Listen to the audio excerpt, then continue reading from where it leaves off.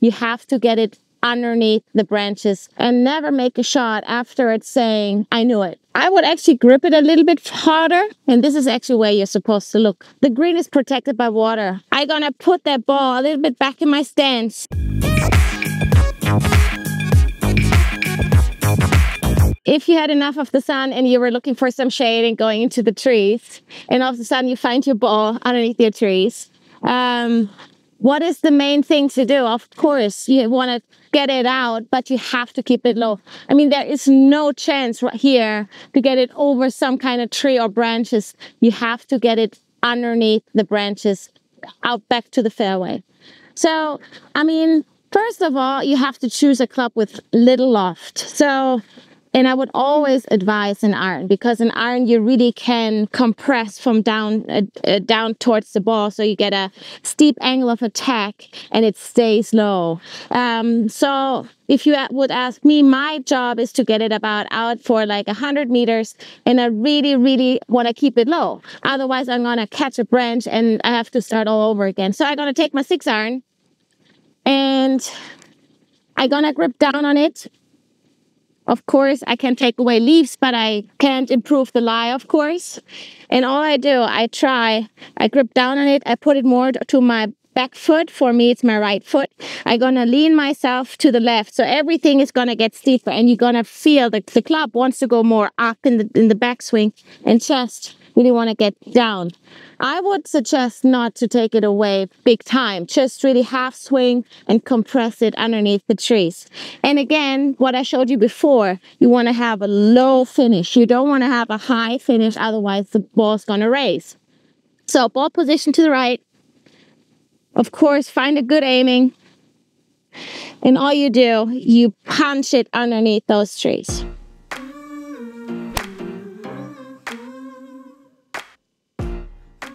And that's low. All right, guys. We're here on a par 5 where you have two choices for your tee shot. Either you go the safe way, you lay up, just go straight towards the bunkers with a rescue club or long iron, or you can actually try to hit it over the trees with your driver.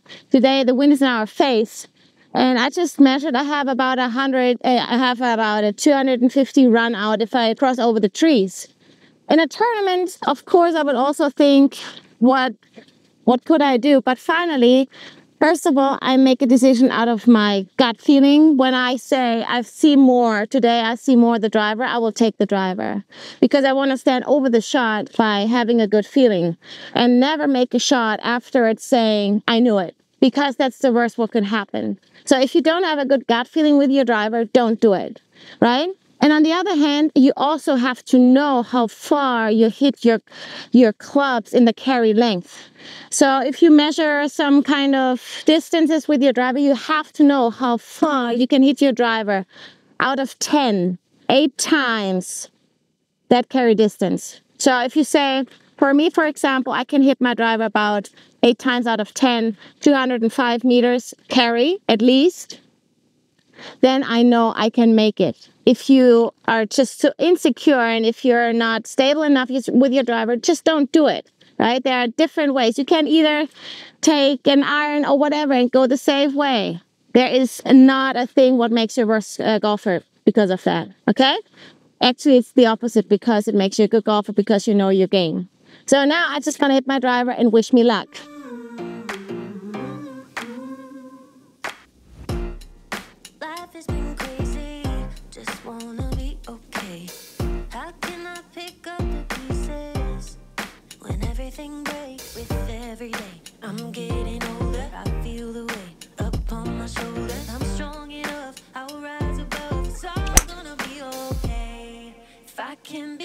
I think I'm gonna be me. It's been cutting a little bit too much, but it's still there. It's in the semi-rough. I'm happy. So while I'm walking, I can tell you a little bit about my equipment in my bag.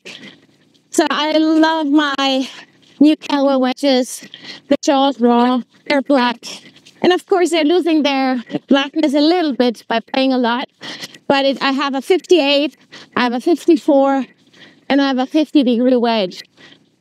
Then it continued with an approach wedge, which has 46 degrees.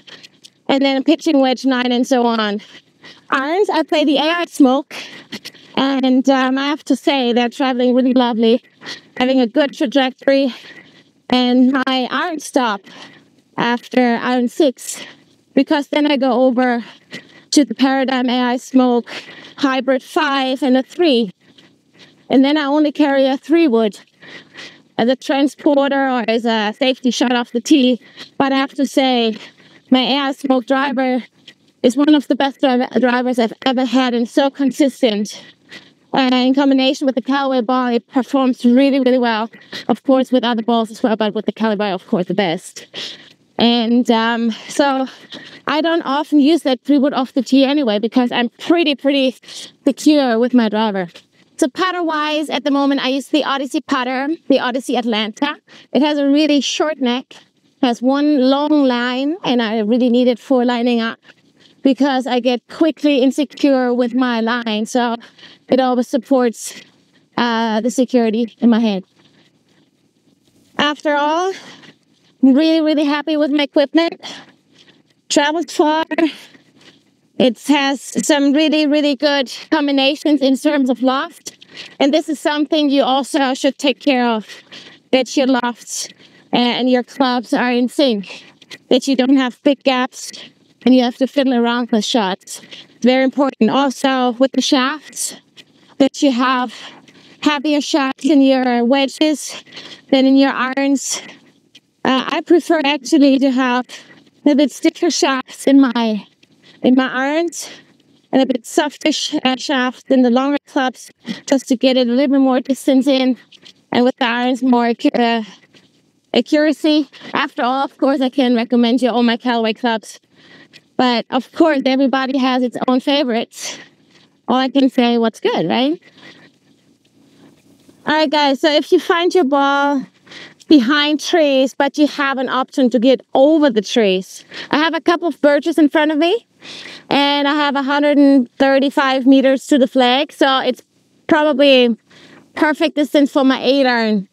So again, you actually should know about how high you can hit your shots and how far you can hit your shots, as I said before. So of course, if you're in a private round, you can always step on your loft, and this is pretty much the angle what the ball can travel in a normal way. Of course, if you are having the tendency of getting very steep to the ball, it won't happen like that. But I'm just gonna show you what I would do if I would. I just put my ball in semi-rough.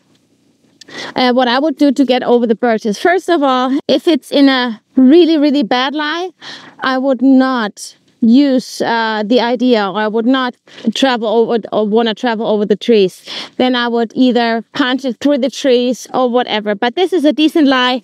I still can get to the ball. So if you have some kind of grass behind your ball, what could actually happen? So your club face could actually close, and that's the worst thing what should happen if you want to hit it high, because once the club face gets closed, of course it decreases the loft as well. So you have to make sure that the loft of the club stays. So I would actually grip it a little bit harder, just to avoid that the club face is going to get shot.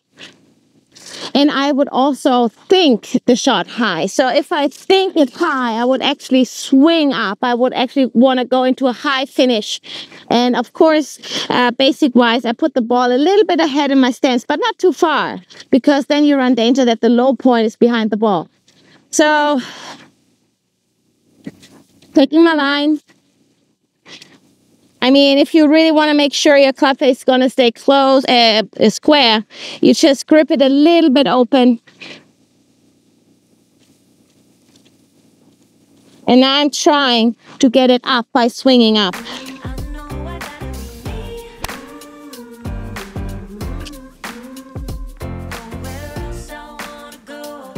It ended up a little bit short, but it was straight and it was over the trees. And that was the main goal.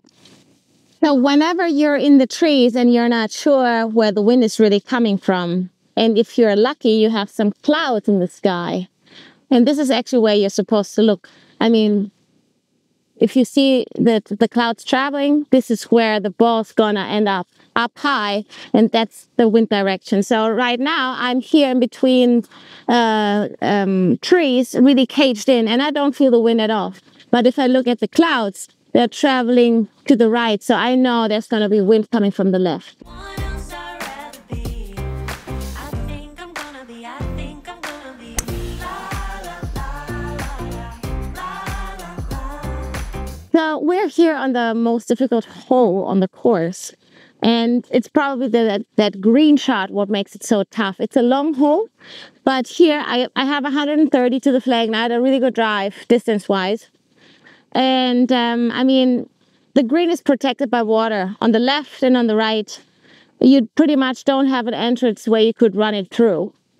But what you have, though, is the left side. The left side it's going way back, and you can always consider, you don't have to go to the flag, you can consider hitting it to the left. And this is what I certainly will do. I will not aim for the flag. I will go more center of the green.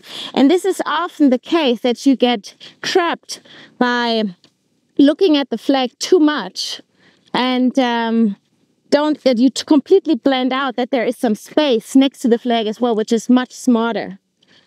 So we got 100. Well, I got the wrong club now. I got 125 when it's coming off the left.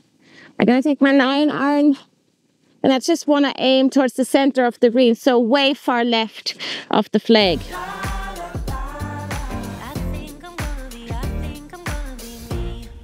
Everything's changing, just trying to navigate.